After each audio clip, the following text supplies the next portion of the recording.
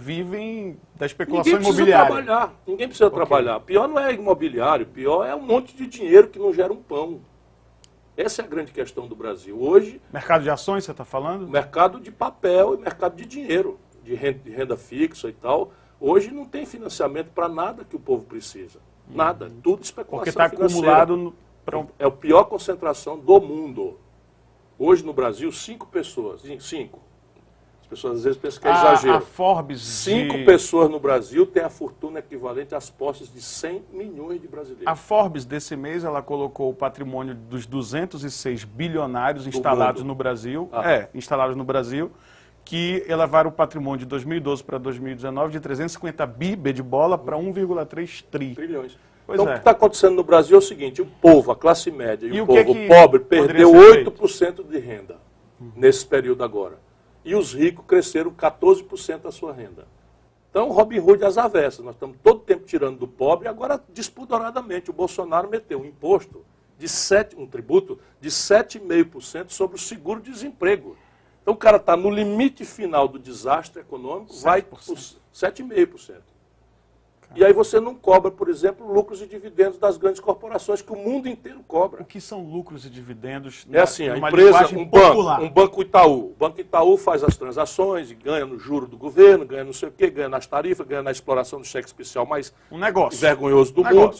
Aí chega no fim do ano e tem um lucro monstruoso. Pagou funcionário, pagou energia, pagou tudo, fez o provisionamento dos créditos de recuperação duvidosa. Esse lucro é só do dono do banco. Aí não é nem isso, o lucro do banco que for reinvestido também não tem imposto, na minha proposta. O que ele tirar do banco para 4 famílias que são as donas do banco, só no Brasil e na Estônia não paga imposto. É zero. Zero, não paga nem Mas é impressionante de lucros e dividendos. E a gente não sabe disso. E o pior, eu já cobrei isso quando eu fui ministro da Fazenda, ajudei a fazer o Plano Real com o presidente Itamar Franco. Fernando Henrique revogou e o lulopetismo manteve revogado. Quer dizer, será que é justo alguém que ganha 5 mil pagar 27,5 O cidadão trabalhador brasileiro que ganha R$ 2.050 paga 15% na fonte de imposto de renda. E os milionários que tiram 9 bilhões, que foi a última distribuição de dividendo do Itaú, não pagam nem um puto. Então eles me odeiam, não pode dizer que eu sou ladrão, não pode dizer que eu sou incompetente, então é que eu sou temperamental, que eu erro os números e tal, mas isso aqui tudo é absolutamente verdade. Ciro, em relação a... E para que isso? Para punir, para perseguir? Não, para dizer de onde vem o dinheiro para fazer uma educação pública de qualidade para o filho do trabalhador, que é a única forma de mudar de classe. A única forma do Brasil de mudar de classe é o filho do trabalhador ter uma escola equivalente na qualidade ao filho do rico. Aí você iguala as oportunidades e aí daí para frente ele vai sozinho. O rico vai te ouvir e vai dizer assim, mas eu trabalhei a vida inteira, isso aqui é meu, não pode tirar. Qual seria o teu discurso para fazer esse rico a mudar a concepção dele de riqueza? Eu não tenho nada contra o rico, nada contra o rico, nada. Apenas eu quero construir uma nação que não tem um apartheid social como a nossa. Então veja, eu falei números aqui. E como fazer o rico entender isso? É muito improvável. Com todo respeito. É muito improvável. Né? Você tem espírito público, sim, você tem cristianismo, você tem solidariedade, você tem valores morais, que a maioria cultiva.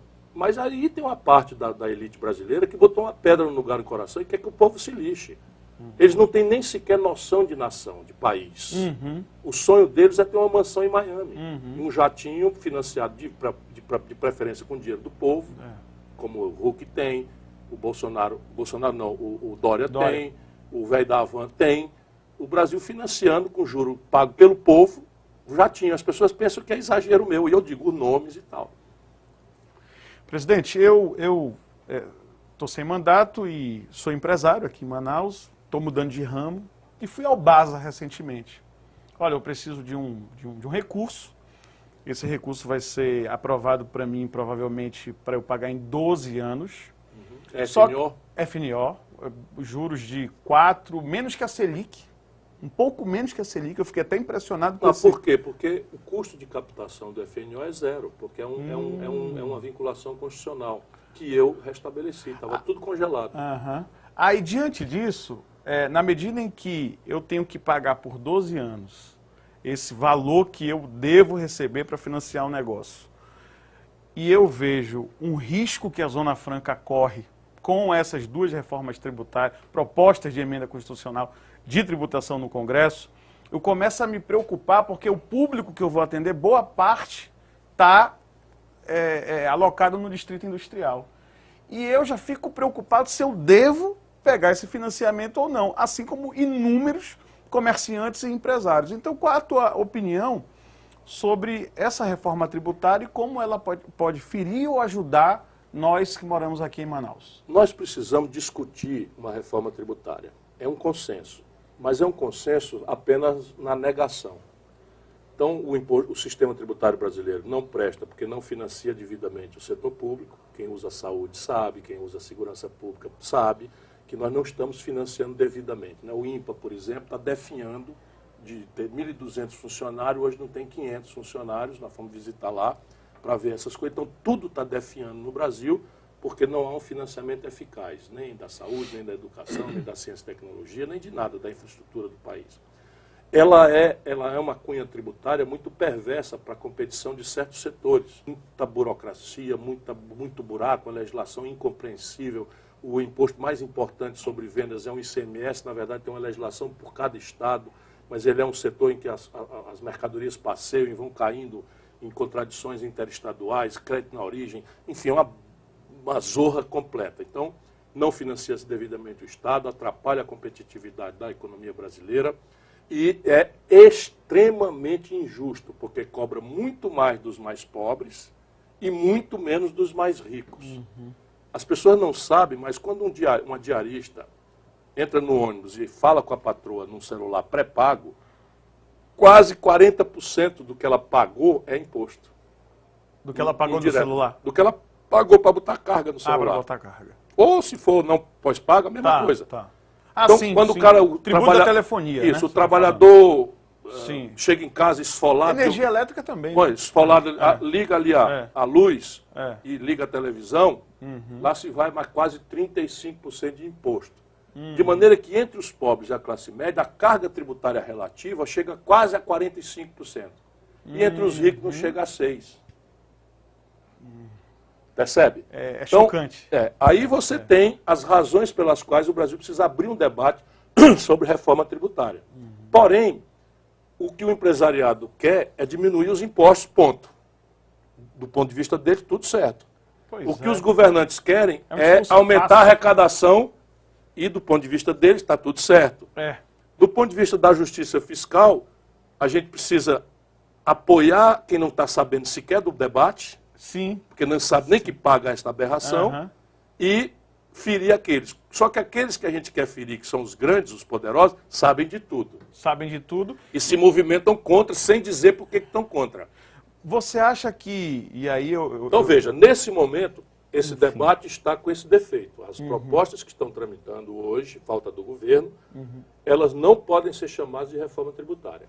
Elas apenas atendem ao interesse do empresariado, parte legítima, de simplificar os tributos. Então, ela concentra imposto sobre contribuição social sobre o lucro líquido, PIS, COFINS, ICMS, IPI e ISS em um único tributo chamado IBS, Imposto sobre Bens e Serviços. E esse imposto tem uma característica, ele é cobrado no destino onde acontece o consumo.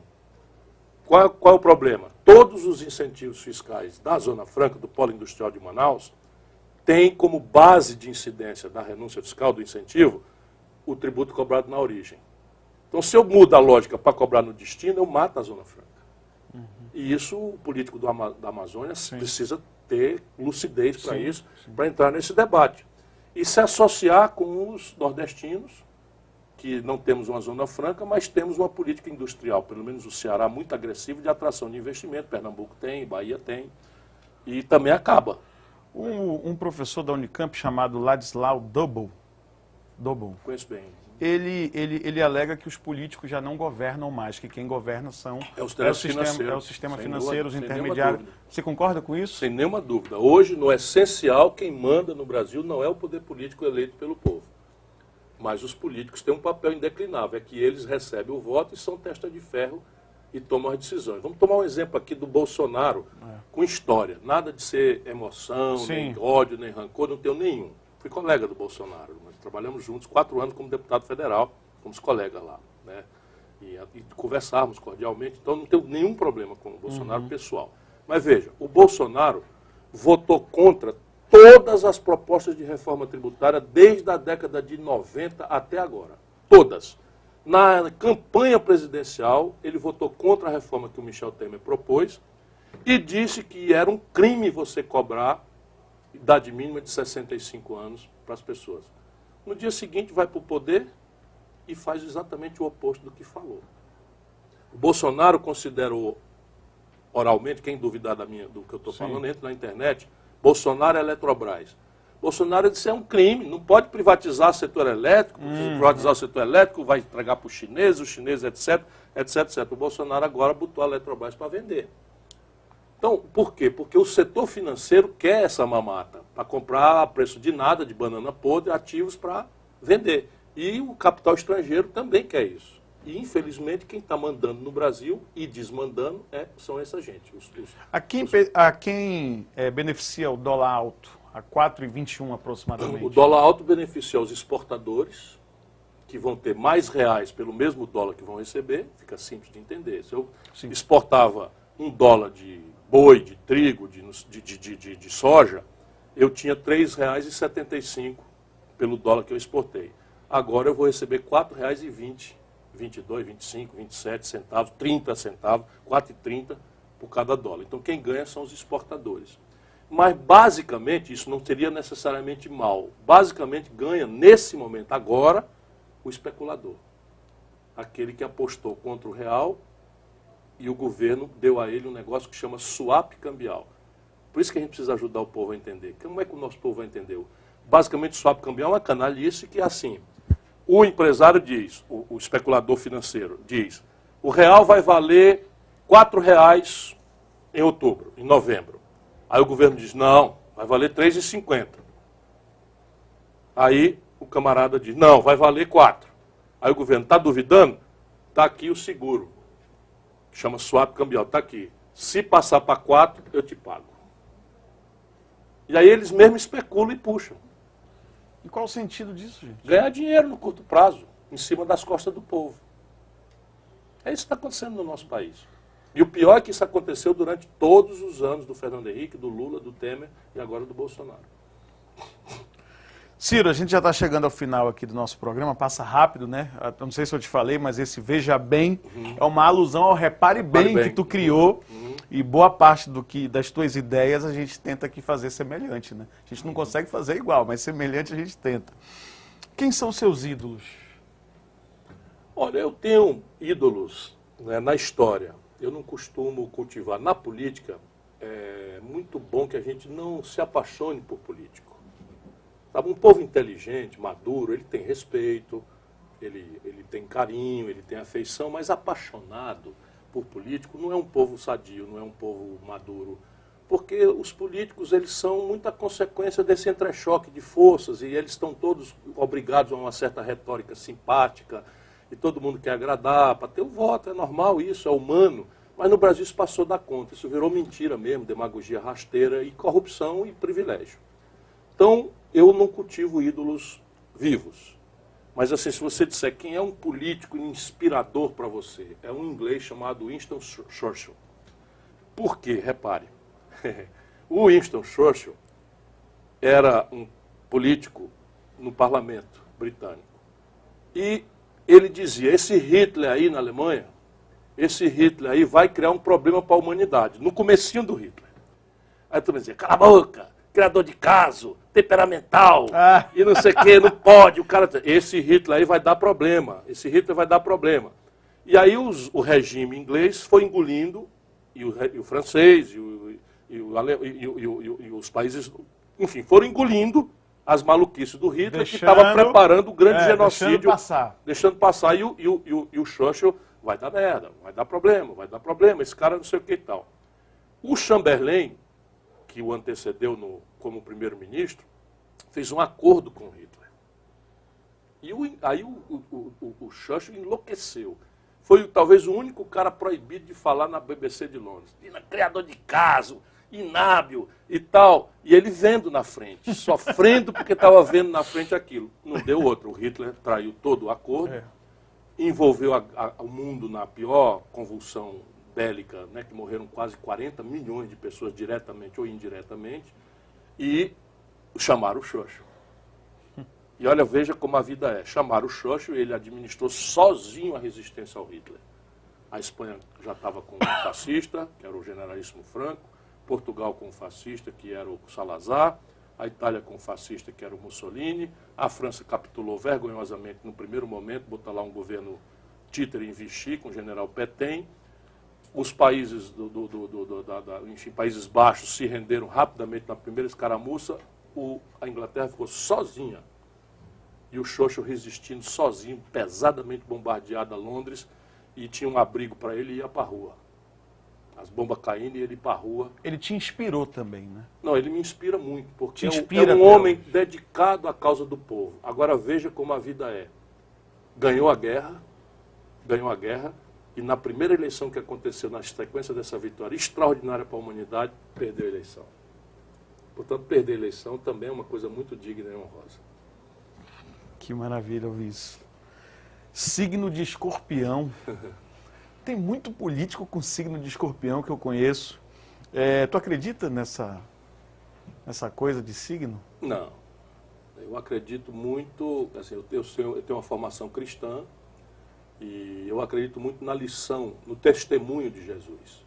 Uhum. São coisas assim muito práticas, para além da deidade, de ser ele mesmo a deidade aqui na terra. Jesus nos ensinou a amar o próximo como a si mesmo. E esta é a lição perdida do cristianismo no Brasil. Talvez seja a principal, né? É a principal. Por essa razão virou a religião mais popular no Ocidente, o cristianismo. E nós perdemos essa noção. Hoje eu vejo pessoas com a Bíblia na mão, fazendo apologia do ódio, da violência, da discriminação pela preferência sexual, da discriminação pelo gênero, da discriminação pela cor. Isso tudo é uma violação do espírito cristão que nós precisamos restaurar. Presidente, tu tem noção já que tu está fazendo escola, né? De pelo menos deixar muita gente que te ouve mais inteligente. Porque vários e vários jovens, e eu estou aqui como presidente do PDT, procuram um partido pelas tuas ideias, pelo que você fala. E nós, dentro do PDT, a gente tem lugares, momentos para debate, e às vezes a gente pega um vídeo teu e a gente debate esse vídeo para entender o que você está querendo dizer, mas entender profundamente, a gente vai na raiz, né? E como a gente evolui com isso, né? Você não fala um assunto de forma rasa, ou seja, você sempre acreditou na inteligência do povo? Sim, é uma aposta que eu faço. Eu sei que o povo tem dificuldade de informação, mas sei que o povo é muito inteligente. Então, qual é o esforço nosso? O esforço nosso é fazer com que a informação chegue ao povo. E aí, deixa eu lhe dizer, eu quero muito ser presidente do Brasil. Eu sinto muita vontade de pegar ali e fazer história, ajudar o povo brasileiro a restaurar a esperança, a confiança no futuro. Mas antes disso, eu estou me ocupando, e já estou muito premiado, de criar uma corrente de opinião. De ajudar o jovem brasileiro a pensar, a entender o país, a compreender as raízes da crise, que não é fulano de tal, Beltrano e tal. Isso é um problema estrutural grave, a forma como o Brasil é posto de forma descuidada na relação internacional, falta de projeto ao país. E isto já me compensa muito. Nós estivemos na Universidade Federal do Amazonas juntos, você não tem ideia, 1.200 pessoas para ouvir um político um tempo desse. Né? Isso é uma coisa, não tem nada que pague, a não ser eu dobrando o esforço para... Nos últimos 4 anos foi a maior reunião política dentro da UFAM. Isso está acontecendo no Brasil inteiro. Isso me falaram o dia todo hoje. Está acontecendo no Brasil inteiro, porque os jovens são, a um só tempo, as maiores vítimas dessa destruição do futuro do Brasil, mas são também a semente da insurgência. Eles têm a inquietação. Se você der a eles os instrumentos para compreender e disser para eles, não sou eu o salvador da pátria, o anjo vingador, que vai resolver por ti o teu problema. Eu vou te ajudar, mas você tem que vir para a luta. Tem que se organizar, saber o que está defendendo e não ficar dependendo de salvador da pátria, culto à personalidade, que é uma deformação grave que nós estamos vivendo também no Brasil. Ciro Gomes, muito obrigado pelo bate-papo aqui ao programa Veja Bem. Vai ser candidato a prefeito ou não? Olha, nós queremos, a direção nacional, acho que você está pronto. E te ouvindo só me anima, né? Não, mas eu quero agradecer. Mas faça no seu tempo. Eu quero agradecer a deferência. Você chegou aqui em Manaus e disse que se dependesse de você, eu seria o candidato do PDT. Essa deferência para mim... Acho que você está pronto e não é porque é fácil, é porque é necessário. É necessário. Obrigado. Um abraço. Obrigado de coração. Um abraço e até semana que vem com mais um programa de ponta aqui pelo Veja Bem.